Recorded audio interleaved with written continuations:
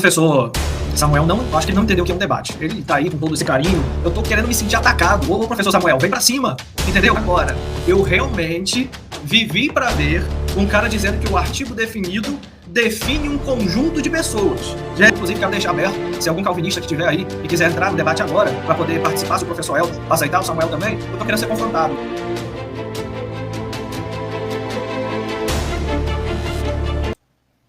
Professor Samuel, diante de tantos textos que falam que Cristo morreu por todos, textos como, por exemplo, 2 Coríntios, capítulo 5, do 14 ao 19, onde nós temos o texto dizendo: pois o amor de Cristo nos constrange, julgando nós isto, um morreu por todos, logo todos morreram.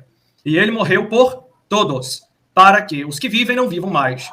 Aí o verso lá para o 19 vai dizer: a saber, Deus estava reconciliando em Cristo o mundo, não são os eleitos, o mundo, imputando aos homens as suas transgressões. O texto de Romanos 11:32 nos diz que Deus encerrou a todos debaixo do pecado para ministrar misericórdia a todos. Não falou que a misericórdia seria estendida apenas aos eleitos, mas a todos. Se continuarmos pegando os textos, veremos, por exemplo, outras narrativas. 1 João 2:2 vai dizer que ele morreu para salvar o mundo inteiro. 1 Timóteo 2,4, o qual deseja que todos os homens sejam salvos. 1 Timóteo 4,10, ele é o salvador de todos os homens. Romanos 5,18, veio a graça sobre todos para a justificação que dá vida. Tito 2,11, a graça é salvadora de todos os homens. João 4,42, ele é o salvador do mundo. Atos 17,30, aos homens que todos, em toda parte, se arrependam. João 6,33, ele dá vida ao mundo. Hebreus 2,9, a graça de Deus provasse a morte por todo homem. Eu poderia continuar, mas eu acho que o meu tempo acabou. Diante de todos esses textos, como fica a sua consciência ao dormir? E como que o senhor tem a audácia de vir para esse debate e dizer que a expiação limitada é bíblica?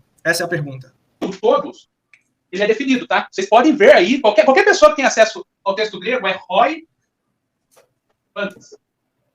Esse Roy aqui é um artigo definido o pantes, o todos. Então, os todos aí são todos definidos, entendeu? Então, não é todos os indivíduos da história humana. Não, parei. Vai, continua. É Roy Pantes, no sentido de que é um todo definido. É claro que eu discordo, né? Bem, vamos lá. Primeiro, a expressão não é sunerre, é sinerre, tá bom? O senhor lembra muito bem a regra do ditongo, quando junta o ômicron com o y, que aí sim você tem um som de U, né? Não tem ômicron aqui. Não, calma aí, vamos lá. Deixa eu falar, tá no meu tempo. Por favor. Segundo ponto, que o senhor falou aí. O senhor usou a questão de que é uma espécie de conjunto por conta da preposição sim. De fato, a preposição sim é traduzida como com, e o verbo erro aí, você tem um verbo pre e você tem um verbo preposicionado. Agora, eu realmente vivi para ver um cara dizendo que o artigo definido define um conjunto de pessoas. Gente, deixa eu explicar uma coisa para vocês. Artigo definido, ele serve para definir gênero e número de um substantivo. Ou para... Sim, perfeitamente.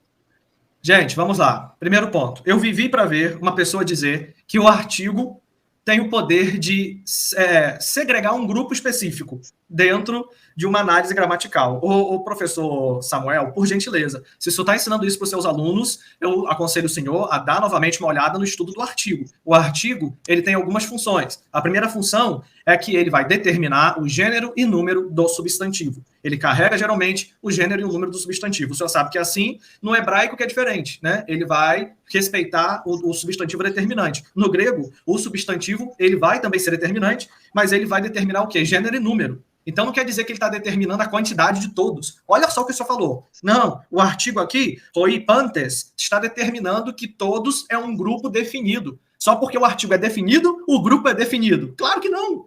Aqui o artigo está definindo gênero e número do substantivo. E, por vezes, também o caso. Então, esse é o primeiro ponto, tá bom? Que o senhor colocou aí, que eu acho que ficou assim, meu Deus do céu, né? Dizer que aqui o todos está definido. Então, você quis transformar todos num grupo definido de pessoas para dizer que isso são os eleitos. Gente, é isso que o calvinismo faz. Malabarismo exegético. Tá bom? Ele me acusou de usar teologia sistemática porque eu trouxe um conjunto de versos para poder respaldar a minha crença, mas todo mundo sabe que a minha abordagem, ela segue a teologia exegética, não segue a teologia sistemática. E já que ele começou a falar de exegese, aí eu quero mesmo que ele entre dentro do texto grego, do texto hebraico, e possamos fazer uma exegese aprofundada, com base no texto que ele propor. Expiação ilimitada não tem lugar, não tem espaço em nenhum lugar da Bíblia. De Gênesis a Apocalipse. Você tem textos que dão a entender essa situação? Tem.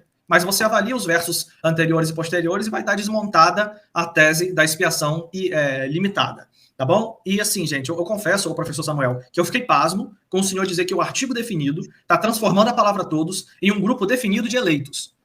Isso não tem sentido. O senhor está pegando uma função gramatical da palavra, que é a função sintática dela, de definir gênero e número do substantivo, e colocando isso para o campo interpretativo. Não. Vai definir se o substantivo é masculino, feminino ou neutro. E se ele também é plural ou singular. Ou ele vai gerar um processo de comutação. O senhor sabe o que é comutação, eu sei. Comutação é quando o artigo ele está na frente de um verbo, adjetivo ou advérbio e ele transforma esta palavra num substantivo. Ou seja, ele muda de classe gramatical. Gente, por favor, nunca, se for fazer um concurso público, uma prova na escola, uma prova na faculdade, nunca diga que um artigo definido está transformando o substantivo num grupo definido de pessoas. Isso não existe em lugar nenhum, ô professor Samuel. Se o senhor, de fato, tiver uma gramática aí que mostre esse ponto, eu vou respeitar o que o senhor está dizendo. Do contrário, o artigo aqui quer dizer outra coisa, tá bom? Então você tem a palavra aí, ó, panton apethanen. Ora, roi pantes apethanon, ok? Cuja tradução, aqui nesse caso,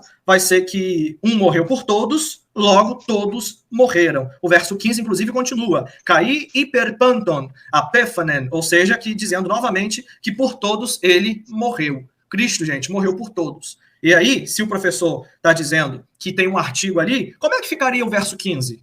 O verso 15 não tem artigo. Ainda que aquilo que o senhor falasse fosse verdade, o verso 15 está sem artigo. Como é que ficaria a sua tese? Que é verdade no 14 e desmonta no 15. Explica isso pra gente aí. Mas vamos lá, encerro meu tempo aqui, porque realmente o que ele fez aí, gente, escreveu em grego para te impressionar. Não tem condição interpretativa isso daí, tá bom? Obrigado.